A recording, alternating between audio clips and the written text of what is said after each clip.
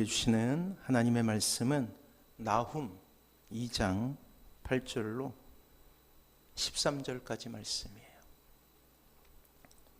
우리 교독하도록 할게요. 제가 먼저 읽습니다. 니느웨는 예로부터 물이 모인 못 같더니 이제 모두 도망하니 서라 서라 하나 돌아보는 자가 없도다.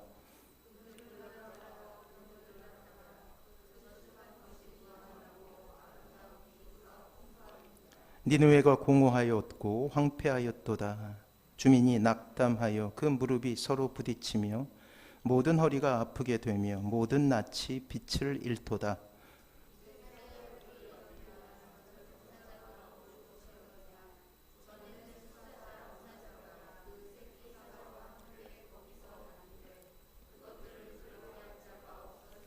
숫사자가 그 새끼를 위하여 먹이를 충분히 찢고 그 암사자들을 위하여 움켜 사냥한 것으로 그 굴을 채웠고 찢은 것으로 그 구멍을 채웠도다.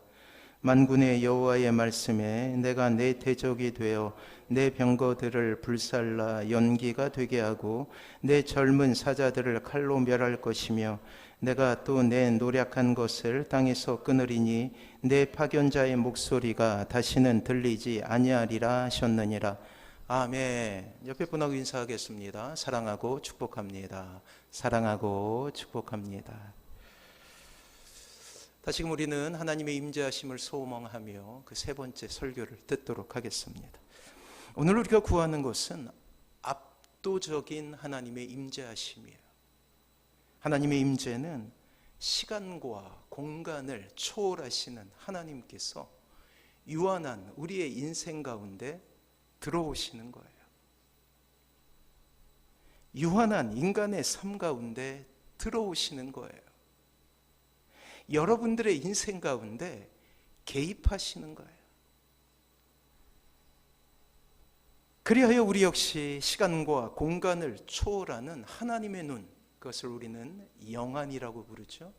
영안을 갖게 되는 것이죠. 이제 우리가 겪는 고난은 하나님의 섭리를 보기에 더 이상 고통의 대상이 될 수 없습니다. 우리를 좌절케 하는 수많은 이유들, 특별히 악한 영의 공격에서 드디어 우리는 승리를 꿈꿀 수 있게 되는 거예요. 이것이 압도적인 임재가 신자의 삶 가운데 이루어지게 되었을 때 경험되는 놀라운 기적이라 할 수 있는 것입니다. 오늘 본문은 그렇게 믿음의 눈으로 영안으로 세상을 바라보았던 한 사내에 대해서 우리에게 소개하고 있어요. 그의 이름은 조금은 낯설지만 나훔이라는 사람이에요. 그 당시 이스라엘은 그 구군을 다하고 쇠락의 길을 지나가고 있었습니다. 절대로 멸망하지 않으리라 믿었던 하나님의 백성들이 이제 그들의 삶 가운데 멸망이라는 단어를 떠올리던 참으로 암울한 시기를 지나고 있었을 때 그는 선지자로 부르심을 받게 되는 것이죠. 그때 신생 강대국이 나타나게 되는데 약 100년 남짓 중동의 강자로 많은 나라를 복속시키고 피를 흘리게 했던 아수르라는 제국이 이 중동 지역의 그 위세를 떨치게 되는 시기가 찾아오게 된 거예요. 그들은 각 주변 나라를 위협하게 됩니다. 유다 역시 아수르의 위협 속에서 절망이라는 단어를 떠올리던 때였어요. 기억하십니까? 요나 선지자가 있죠.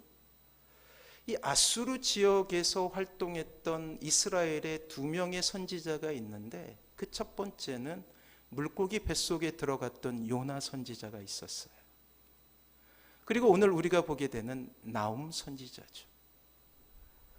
요나 선지자가 그 전에 이 나훔 선지자 전에 니느웨에 가서 하나님께서 복음과 그들의 심판을 전해라 라고 말씀하셨을 때 이 요나 선지자가 거부하죠.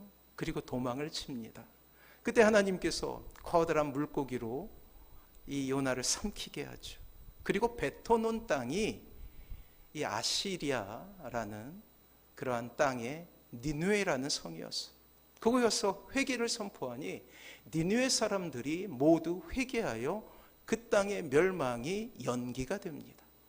그리고 나서 두 번째로 하나님께서 다시금 나훔이라는 선지자를 이 아시리아의 수도인 니느웨로 파송해요. 이미 북이스라엘은 722년에 멸망했고 이제 유다의 임금마저도 아수르의 지배권을 인정하고 조공을 바쳐야 될 상황이었습니다. 그리고 주전 700년 히스기야 임금이 아수르를 섬기지 않겠다고 선언하자 곧 이 대제국 아수르가 이 유다 땅의 침공에서 거의 멸망당할 지경에 놓이게 되었어요. 유다의 온 땅이 황폐되었고 예루살렘은 그 전쟁 막판에서야 가까스로 파멸을 면할 수 있었습니다. 하지만 유다 백성들에게 이러한 대제국의 침공은 커다란 위협과 그리고 마음의 상처와 공포를 주게 된 것이죠. 그리고 우리는 오늘 본문을 통해 그 역사의 현장을 돌며 하나님의 마음을 전하기 위해 애썼던 한 사내를 발견하게 된다라는 사실이에요. 두려워하는 백성들에게 희망의 소식을 전하기 위해 또 그의 이름의 뜻 나훔, 즉 위로라는 뜻처럼 하나님의 위로를 이스라엘 백성들에게 전하기 위해 수도인 아수르에 도달해서 이 니느웨에 도달해서 홀로 초강대국 피의 성을 향해 하나님의 심판을 이야기하는 하나님의 임재를 경험하는 위대한 사역자 나훔을 우리에게 소개하고 있다라는 사실이에요. 그가 이 니느웨 이 수도에 서서 외치기 시작하는 거예요. 너무나 당돌한 도전이었기에 니느웨 사람들은 놀라지 않을 수 없었습니다. 또한 홀로 섰기에 홀로 그 잔인한 성 니느웨를 맞이했기에 두려운 기색이 보일 듯도 하지만 그러나 그에게 주어진 사명이 하나님께서 주신 믿음의 눈이 그를 담대하게 만드는 거예요. 그 공포스러운 상황, 고통의 시간을 담대하게 맞이하게 했던 것이죠.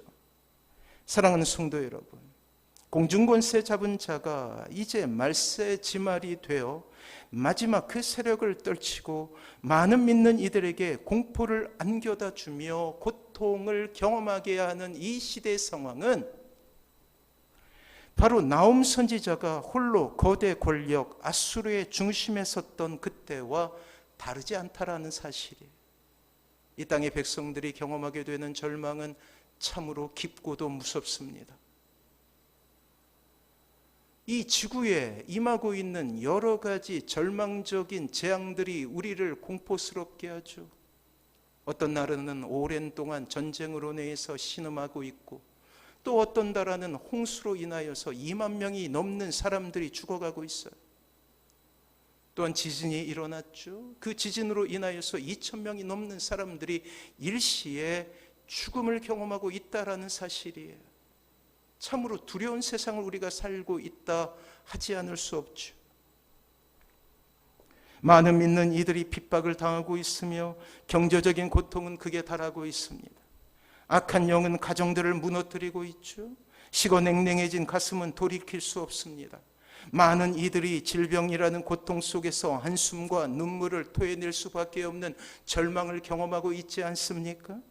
그리고 이 말세의 때에 경건하게 살려고 노력하면 노력할수록 신자의 눈에는 눈물이 맺힐 수밖에 없는 영적인 도전과 영적인 공격 가운데 때로 신자마저도 절망을 경험하고 있는 시대를 우리가 살아가고 있다라는 사실이에요.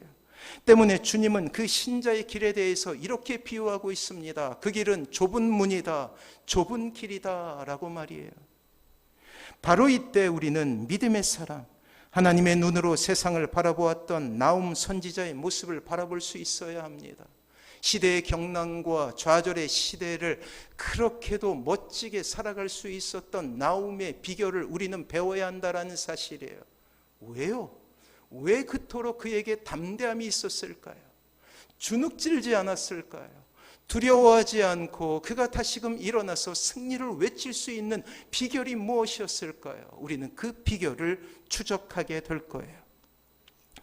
자, 나훔 선지자는 지금 아수르의 수도 거대 도성 니느웨를 정면으로 바라보고 있습니다. 세상을 삼켜버릴 듯 웅장하게 세워진 성읍이에요. 그래서 이 성읍은 별명이 있었는데 피의 도성이라는 성읍이에요. 수많은 사람들의 피를 제물로 삼아 세워진 성읍이라는 의미이죠. 어떤 군사라도 침범하지 못하며 그 어떤 세상의 피조물도 넘지 못할 산처럼 우뚝 선 성읍을 향해 초라한 행색과 헤어진 옷을 나풀거리며 눈을 부릅들고 그리고 이 니느웨를 노려보며 선포하는 한 사내가 있었다고요. 재미있는 것은 이 나훔 선지자의 말에 있었습니다.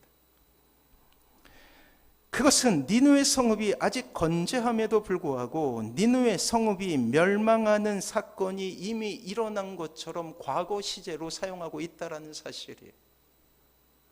육신의 눈에는 번성하고 번영하는 그런 제국의 수도가 보이지만 영안으로는 파괴되고 무너진 니느웨 성을 보고 있다는 사실이에요. 믿음의 사람, 선지자 나훔의 눈에 니느웨는 재물을 자랑하고 군사력을 자랑하고 그들이 가지고 있는 경제력을 자랑하고 있지만 이제 하나님께서 보게 하신 영안을 통해 이 니느웨 성을 보자 그것은 하룻밤의 꿈 같은 것이요 허탄한 자랑일 뿐이라는 것으로 그에게 비춰지고 있다고요. 니느웨 성은 사자의 같은 위용을 자라가던 도성이었습니다. 오늘 성경에 그렇게 언급되고 있죠. 숫사자처럼 말이에요. 자신의 머리 위에 아무도 없음을 공공연히 자랑했던 민족, 세상의 눈으로 보면 공고하고 산업은 풍성하였으며 사람들의 부함을 자랑하고 있었고 그들의 땅의 지경은 넓어져서 세상의 중심이 되었다라고 그렇게 세상 가운데 열방 가운데 선언하고 있었습니다. 그 성읍을 향하여 초라한 행색의 이방 선지자가 이렇게 담대하게 선언하고 있는 거예요. 오늘 본문 8절은 이렇게 묘사하며 니느웨 성의 번성함에 대해서 이야기하고 있습니다. 8절이에요. 우리 같이 한번 읽어볼까요? 8절 같이 읽습니다. 시작. 니느웨는 예로부터 물이 모인 못 같더니 이제 모두 도망하니 서라 서라 하나 돌아보는 자가 없도다. 그래 어떻게 표현하고 있냐면 모든 물이 모인 곳이라 이렇게 표현하고 있죠. 그래요, 풍족한 성이라는 거예요. 모든 물이 모일 만큼 많은 인구를 자랑했던 성, 충분히 그들이 두려워할 것이 없는 풍족함 속에 있었기에 그들의 행동은 방자했고 하나님을 두려워하지 않았으며 하나님의 백성 이스라엘에 대한 그들의 혹독한 처분은 하나님을 조롱하는 행동으로 나타났다라는 사실이에요. 모든 것을 소유했기에 풍족했기에 두려울 것이 없었다라는 것이죠. 그러나 이 8절부터 시작하는 교만하고 하나님을 향하여 목이 곧은 그 성읍은 이제 과거의 영광을 뒤로하고 몰락함을 선지자 나훔이 선포하고 있다는 사실입니다. 커다란 못, 도저히 마를 것 같지 않았던 니느웨의 영광은 이제 하나님의 뜻에 의해 몰락의 길을 가게 된다라는 엄청난 말씀을 니느웨를 향하여서 전하고 있다라는 사실이죠. 사랑하는 성도 여러분, 그렇습니다. 오늘 이 시대를 살아가고 있는 우리에게 필요한 것이 바로 이 나훔 선지자의 눈이 필요하다라는 거예요. 영안이 띄어져야 된다라는 것이죠. 하나님의 필터로 이 세상을 바라보기에 결코 좌절함이 없었던 사람, 북이스라엘을 멸망시켰던 강대한 세력 니느웨 앞에 홀로 섰지만 결코 주눅들지 않습니다.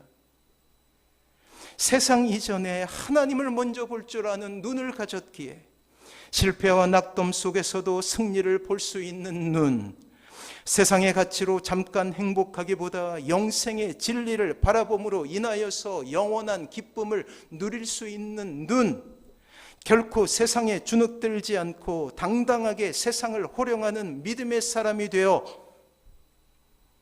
거대 성읍 니느웨 앞에 서서 멸망을 선포하고 있었던 그 담대함을 우리는 배워야 한다라는 사실이에요. 이렇게 망한 나라, 더 이상 소망이 없던 나라에 살았으나 세상에 대해 당당할 수 있었던 이유, 그 나옴의 비결이 무엇일까요? 세상적인 눈으로는 너무나 초라하기 짝이 없습니다. 몇 날 며칠을 걸어서 니느웨 성읍에 도달한 거예요. 그가 신은 신발은 이미 헤어졌고 초라하기 짝이 없습니다. 이미 오랜 시간 사막 기후를 지나왔기 때문에 그의 얼굴은 검게 타올랐죠. 초라하기 짝이 없어요. 그럼에도 불구하고 세계 중심에 서 있던 아수르의 수도 니느웨 사람들이 이 초라한 한 사나이에게 두려움을 넘어서서 경외심까지 느끼게 했던 이유가 무엇일까요? 그렇습니다. 그는 비록 초라하지만 나옴은 하나님의 임재하심, 압도적인 임재하심을 경험했기에 담대할 수 있었다라는 사실이에요. 사랑하는 성도 여러분, 하나님께서 임재하신 그곳에 이렇게 시대를 향하여 거침없이 쏟아내는 하나님의 사람의 담대함의 비밀이 있었다라는 사실을 기억하시기 바랍니다. 여전히 여러분들의 인생 가운데 여러분들을 가로막고 있는 여러 가지 고난과 절망의 이유들이 있을 거예요. 그러나 만약 여러분들의 인생 가운데 하나님의 임재하심이 있다면 그 임재하심을 통하여서 우리는 소망을 바라보게 될 것이요, 희망을 노래하게 될 것이며 행복을 가슴에 담고 기뻐하며 이 세상을 살아갈 수 있는 위대한 신앙인이 될 수 있다라고 하나님께서 말씀하고 있다라는 사실입니다. 오늘 비록 우리는 적은 인원이 하나님 앞에 예배를 드리고 있지만 이 빈자리를 채우시는 하나님의 그 놀라우신 섭리를 바라보며 모든 이들이 함께 나와서 하나님 앞에 영광 돌릴 수 있는 놀라운 장면을 상상할 수 있는 위대한 신앙인이 될 수 있다라는 사실입니다. 이것을 믿으시기 바랍니다. 여러분들의 무너져가는 가정들이 회복되고 하나님의 놀라우신 은혜로 말미암아서 그 가정 가운데 하나님의 나라가 임재하는 놀라운 그러한 은혜를 우리가 볼 수 있게 된다라는 사실이에요. 사랑하는 우리의 자녀들이 하나님을 믿게 되고 하나님을 고백하게 되며 그 자녀들을 통하여서 이 땅에 하나님의 나라의 놀라운 은혜가 있게 될 것을 우리는 믿을 수 있게 되는 것이죠. 어떻게 할 때? 하나님의 임재하심을 믿을 때 말이에요. 1910년 2월 14일 조국 독립을 외치며 하얼빈에서 이토 히로부미를 처단한 안중근 의사의 사형 선고일이 바로 그날이었어요. 그리고 한 달 뒤인 3월 26일 위순 감옥에서 안중근 의사는 사형을 당하게 됩니다. 이때 안중근 의사의 어머니께서는 이런 편지를 사랑하는 아들에게 전하게 되죠. 한번 들어보십시오. 내가 어미보다 먼저 죽는 것을 불효라고 생각하면 이 어미는 웃음거리가 될 것이다. 너의 죽음은 한 사람의 것이 아닌 조선인 전체의 공분을 짊어진 것이다. 내가 항소를 한다면 그건 일제의 목숨을 구원하는 것이다. 나라를 위해 땀만 먹지 말고 죽으라.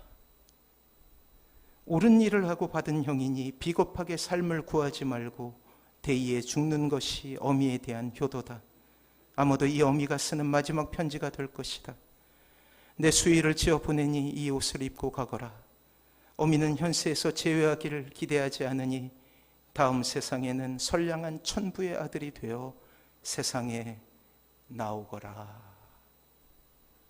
이런 어머니의 편지에 안중근 의사는 이렇게 화답합니다. 이 이슬과도 같은 허무한 세상에서 감정에 이기지 못하시고 이 불초자를 너무나 생각해 주시니 훗날 영원의 천당에서 만나 배울 것을 바라오며 또 기도하옵니다. 사랑하는 성도 여러분, 잔혹한 시대를 살아가는 위인들의 삶은 세상을 향한 당당함이 있었어요. 죽음을 두려워하지 않습니다. 안중근 의사의 어머니도 그리했고 그 어머니의 가슴 찢는 편지를 받은 안중근 의사도 그리했어요. 그들이 그러한 담대함을 누릴 수 있었던 것은 하나님 나라예요. 천국에 대한 소망이에요. 때문에 목숨을 구걸하지 않습니다. 그리고 그 당당한 모습은 일본인들에게까지 울림을 주게 되죠. 성경은 이 말씀에 대해, 이 믿음에 대해 아주 재미있는 묘사로 설명하고 있어요. 바로 우리가 잘 아는 믿음의 장이라 불리우는 히브리서 11장은 믿음에 대해서 이렇게 묘사합니다. 보는 것이다. 보는 것이다. 히브리서 11장 1절 말씀은 이러합니다. 우리 같이 주보에 있어요. 같이 한번 읽어봅니다. 시작. 믿음은 바라는 것들의 실상이요 보이지 않는 것들의 증거니. 보는 것이다. 믿음은 우리의 눈에 보이지 않지만 우리가 바라는 것들을 눈에 그리는 것이, 또한 보이지 않고 잡히지 않는 것들의 증거라 말씀하고 있죠. 그렇게 우리가 이 땅에서 무엇을 바라보고 있느냐라는 것은 우리의 인생을 좌우할 정도로 중요한 일이라는 거예요. 오늘 나움 선지자는 번영하고 번성하고 있는 수도 니느웨를 보고 있지만 그의 영안의 눈으로는 멸망당한 수도를 바라보고 있다는 사실이에요. 그렇게 주눅들지 않는 거예요. 사랑하는 성도 여러분, 여러분들은 지금 무엇을 보고 있으십니까? 인간에겐 두 가지 눈이 있죠. 그 한 가지 눈은 육신의 눈입니다. 그리고 우리는 이 육신의 눈을 통하여서 세상을 바라보게 되는 것이죠. 그런데 우리가 구원받는 순간 하나님 나라의 백성이 되고 예수님을 주님이라 부르게 되는 그 시점부터 우리에게는 또 다른 눈이 열리게 돼요. 그것을 우리는 영적인 눈이라고 불러요.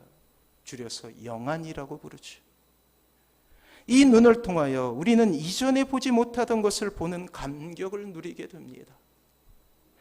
특별한 사람, 영적인 권위가 있는 사람에게 주시는 은혜가 아니라 하나님을 믿는 모든 사람들에게 보편적으로 주시는 하나님의 은혜라는 사실이에요.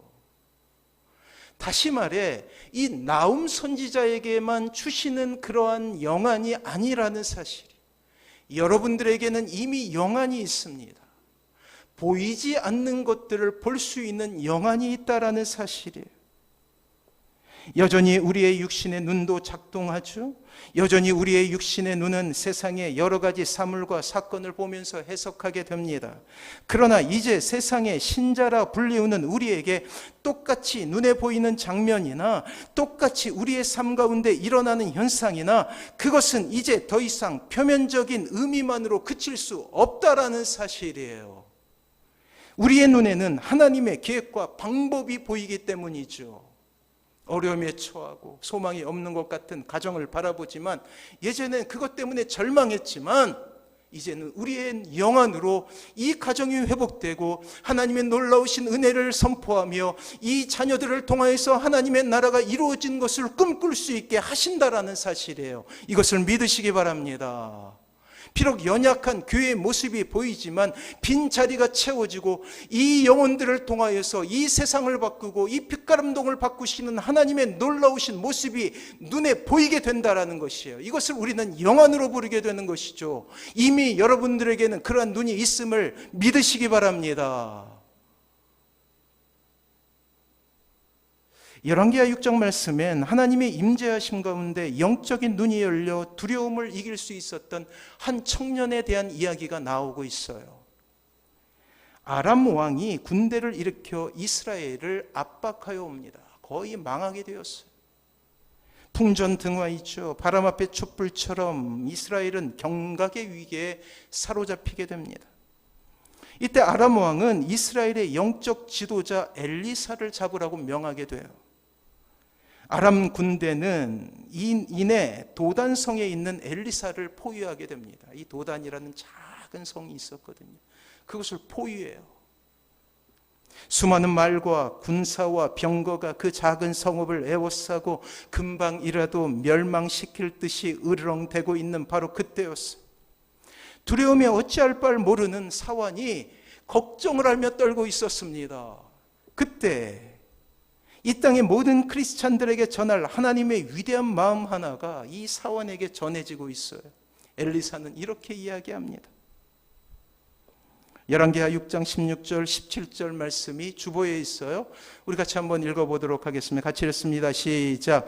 대답하되 두려워하지 말라. 우리와 함께한 자가 그들과 함께한 자보다 많으리라 하고 기도하여 이르되 여호와여 원하건대 그의 눈을 열어서 보게 하옵소서 하니 여호와께서 그 청년의 눈을 여심해 그가 보니 불말과 불병거가 산에 가득하여 엘리사를 둘렀더라. 사랑하는 성도 여러분, 두려워하고 있는 사원에게 이 엘리사가 기도하기 시작하는 거예요. 하나님, 그의 영안을 열어주시옵소서. 그러자 그 도단성을 둘러싸고 있는 높은 산들이 있었는데 그 모든 산들 가운데 하나님의 군대가 둘러싸고 있음을 보여주셨다라는 사실이에요.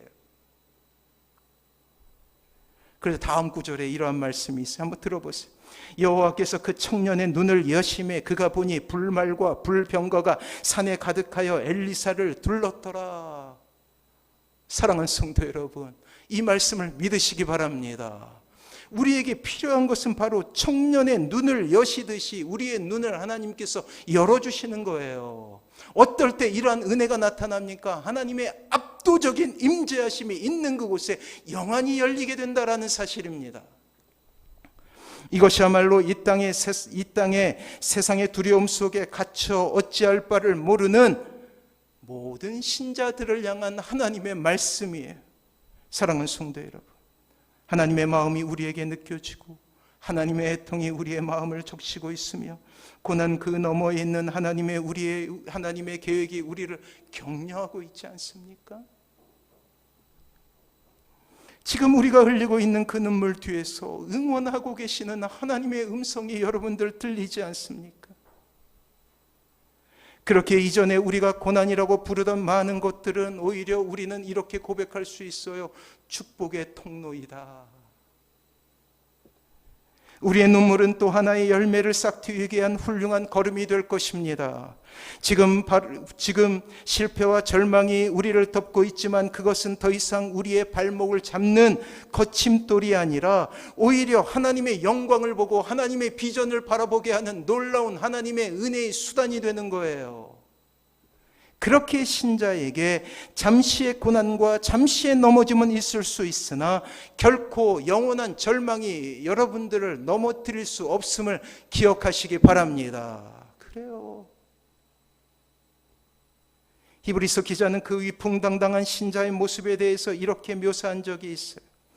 이 믿음의 장인 11장에 이제 아까 믿음에 대해서 정의를 하고 그리고 나서 수많은 믿음의 용사들을 나열합니다. 구약부터 시작해가지고 신약의 용사들까지 나열해요. 그리고 나서 그 말미에 그는 이렇게 이야기하고 있습니다. 들어보세요. 이러한 사람은, 즉 믿음의 사람은 세상이 감당하지 못하느니라. 세상이 감당할 수 없다라는 거예요. 권력이 있었어요? 천만에요. 군사력이 있었어요? 천만에요. 그들에게는 영안이 있었어요. 압도적인 하나님의 임재하심이 있음으로 말미암아서 그들은 세상이 보지 못하는 하나님의 그 놀라운 섭리와 계획을 바라보며 승리할 수 있었다라는 거예요. 사랑하는 성도 여러분들에게 필요한 것은 바로 이 하나님의 압도적인 임재하심임을 기억하시기 바랍니다. 이러한 사람을 세상은 감당할 수 없는 거예요. 그들의 불굴의 의지를 보게 될 것이요, 핍박과 조롱 가운데서도 의연하게 서 있는 위대한 믿음의 거인들을 발견하게 될 것이며 하나님의 나라를 위해 중단 없는 길을 가는 위대한 믿음의 용자들을 세상은 인정하게 될 것이에요. 그리고 바로 이어 우리는 놀라운 장면 하나를 보게 됩니다. 나홈을 통해서 전해지는 놀라운 선언들이에요. 그 성읍을 향하여서 나홈이 조롱의 노래를 부르기 시작해요. 하나님의 눈으로, 하나님의 마음으로 세상을 볼 줄 아는 위대한 나홈 선지자의 모습을 오늘 본문을 통하여서 확인하게 된다라는 거예요.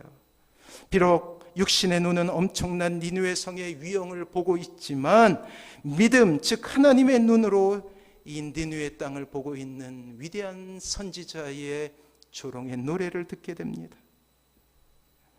온통 죄로 물들어 죄가 관영한 모습으로 뒹굴고 있는 니느웨 성을 바라보며 거침없이 그리고 담대하게 하나님의 마음을 전하고 있어요. 바로 우리가 읽은 본문 나홈 2장 11절부터 13절은 니느웨 성을 향한 나홈의 조롱의 노래라고 할 수 있습니다. 그 중에 우리 13절 말씀을 같이 한번 읽어볼까요? 13절 같이 한번 읽어봅니다. 시작. 만군의 여호와의 말씀에 내가 내 대적이 되어 내 병거들을 불살라 연기가 되게 하고 내 젊은 사자들을 칼로 멸할 것이며 내가 또 내 노력한 것을 땅에서 끊으리니 내 파견자의 목소리가 다시는 들리지 아니하리라 하셨느니라. 아멘. 얼마나 멋있습니까? 저는 우리의 자녀들이 이러한 삶을 살았으면 좋겠어요. 어느 곳에 있건 간에, 어느 학교에 가건 간에, 어느 직장에 다니건 간에 이 담대함을 보일 수 있다면 그것은 하나님의 나라가 되는 거예요. 그것은 사명지가 되는 거예요. 조강대국은 하나님의 사람, 비록 인간의 눈에는 연약하기 짝이 없지만 하나님께 붙잡혔기에 큰 사람인 이 나홈의 위세에 길을 펴지 못해요. 주눅들고 있습니다. 이것이 바로 믿음의 눈을 가진 사람의 진정한 모습이라는 것이죠. 하나님이 계시기에 이 세상을 호령할 수 있는 큰 사람, 세상의 고통이나 환난 속에서도 당당할 수 있는 큰 사람 말이에요. 사랑하는 성도 여러분, 지금 이 시대를 보십시오. 세상의 권세 있는 자가 세상을 좌지우지하는 것처럼 보이죠. 때로 믿는 이들이 힘없이 주저하는 것처럼 보입니다. 온통 세상이 악한 영에 지배하는 것 같고 그 전쟁에서 믿는 이들은 이미 패퇴한 것처럼 여겨지고 있어요. 이 땅에 많은 교회들이 고난을 겪고 있죠. 그러나 이방의 땅 그 장대한 성읍에 홀로선 나홈 선지자를 통하여서 하나님은 이 땅의 모든 성도들에게 하나님께서 하고 싶은 말씀을 우리에게 전하고 계신다라는 사실이에요. 반드시 하나님의 때가 이 땅에 올 것이요, 믿는 이들뿐만 아니라 믿지 않는 세상도 하나님의 준엄한 심판 가운데서 하나님의 뜻을 보게 되리라는 놀라운 말씀을 우리에게 전하고 계신다라는 거예요. 그 안에서 신자들은 이 땅에 임하신 하나님의 영광을 찬양하게 될 것입니다. 여러분들의 입술을 통하여서 이 땅에 선포하게 될 거예요. 우리의 가정은 하나님의 나라가 될 것이다. 내가 밟는 그 땅은 하나님의 나라가 될 것이다 라고 선언하며 하나님의 나라를 이 땅에 이루어가게 된다라는 것입니다. 사랑하는 성도 여러분, 신자의 소망이 어디에 있습니까? 오늘 나홈의 입을 통하여서 하나님은 신자의 소원이 강력한 군대와 강력한 무기가 아니라 하나님께 있음을 말씀하고 계셔요. 유다는 아무런 힘이 없는 강다국 사이에 낀 약소국 아니었습니까? 무슨 힘이 남아 있어요? 그들은 오랜 세월 동안 강대국의 지배하에 고통을 겪었던 민족이었으며 아수르의 위세에 눌려서 숨조차 쉬기 힘든 고통의 세월을 지내왔던 민족이었습니다. 이후로도 바벨론에 의해서, 이후로도 대제국에 의해서 멸망당했던 것이 이스라엘의 모습이에요. 이제 그들을 구원할 인간적인 모든 기대가 사라졌을 때 놀라운 하나님의 역사는 바벨론을 도구로 세상의 군왕을 하나님의 계획을 성취하는 데 사용하셔서 이 이스라엘 민족에게 해방을 주시고 하나님의 나라를 이루게 하시는 놀라운 은혜를 주시며 결국 이 이스라엘을 통하여서 예수 그리스도가 이 땅에 나시는 놀라운 모습을 우리에게 보여주고 계신다라는 사실입니다. 이것을 믿으시기 바랍니다. 그래서 결코 우리는 좌절하지 않아요. 영안이 있기 때문이죠. 작은 실패에 두려워하지 않습니다.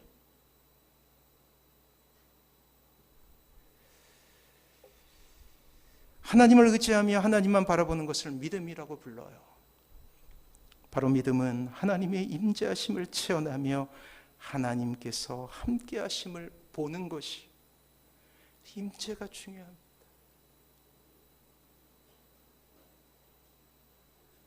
그래서 다시 한번 호소합니다.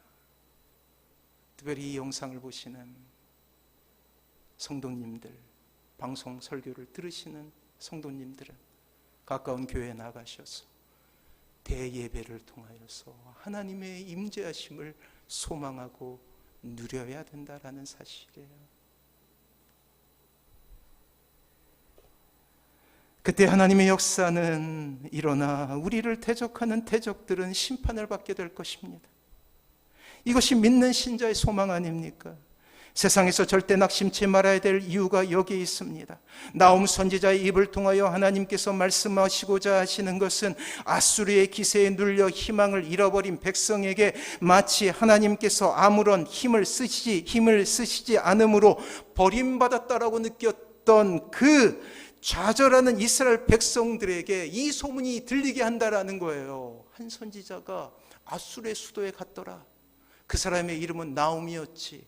그가 선언했어. 하나님께서 저 거대한 성읍 니느웨를 심판하실 것이라고 말이야 라는 소식을 이스라엘 백성이 들었어요.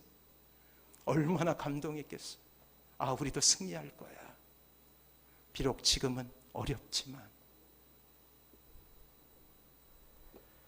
사랑하는 성도 여러분, 이를 통해 다시 한번 유다 백성이 주님께 돌아오기를 바라고 계셨던 것이죠.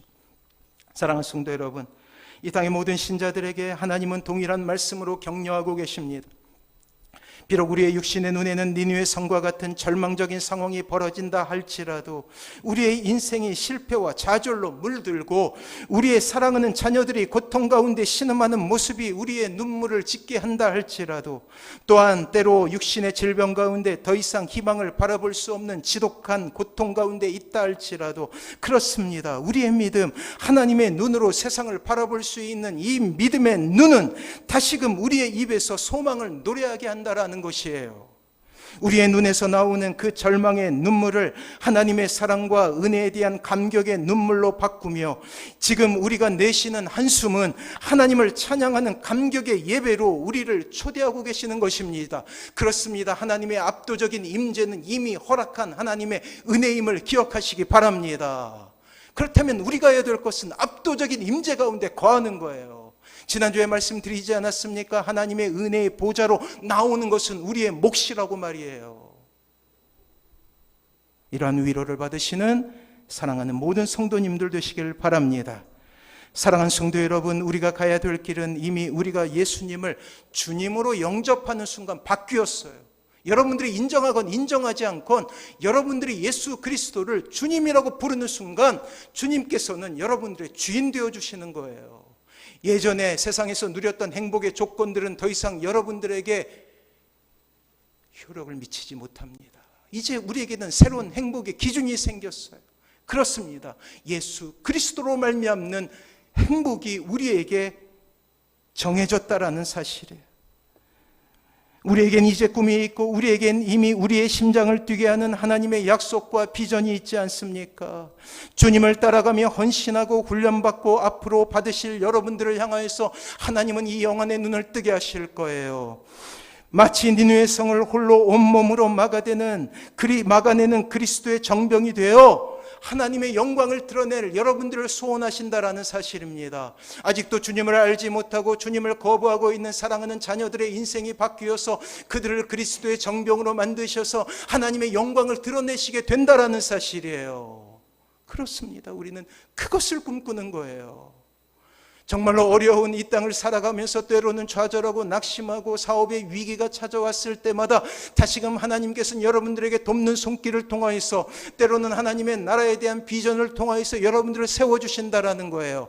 여러분들의 손이 닿는 곳마다 치유의 역사가 일어나게 될 것이고 여러분들이 닿는 발길마다 하나님께서는 전도의 문이 열리게 될 것입니다. 이것을 믿으시기 바랍니다. 그래요. 어떻게 될 때? 압도적인 임재하심이 있을 때.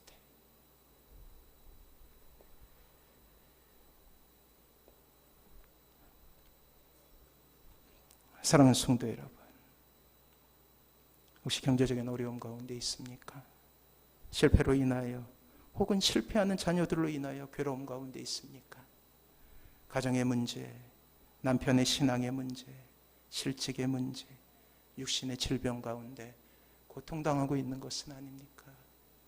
우리에게 필요한 것은 각자 하나하나의 해결책이 아니라 먼저는 영안으로 볼 수 있는 거예요. 다시 한번 말씀드립니다. 하나님의 임재하심은 몇몇 목사들에게 주신 은혜가 아니라고요. 이 땅의 크리스찬들에게 주시는 하나님의 보편적인 은혜임을 기억하십시오. 그리고 구하십시오. 하나님 앞에 엎드리십시오. 믿음의 눈으로 세상을 볼 수 있는 것, 이 땅의 신자에게 가장 축복임을, 큰 축복임을 기억하고 다시 한번 일어나 주님 오실 그날까지 하나님만을 바라보며 나아가시는 사랑하는 모든 성도님들 되시길 주님의 이름으로 축원합니다. 우리 찬양으로 주님 앞에 나아가도록 할게요. 주를 위한 이곳에 하나님의 임재하심을 소망하며 하나님 앞에 나아갑니다.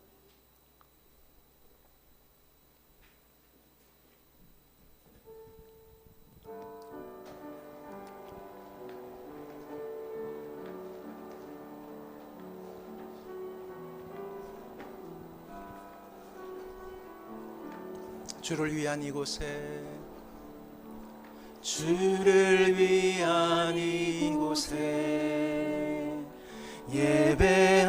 예배하는 자들 중에 그가 찾는 이 없어 주님께서 슬퍼하시네. 주님이 찾으시는, 주님이 찾으시는 그 한 사람, 그 예배자.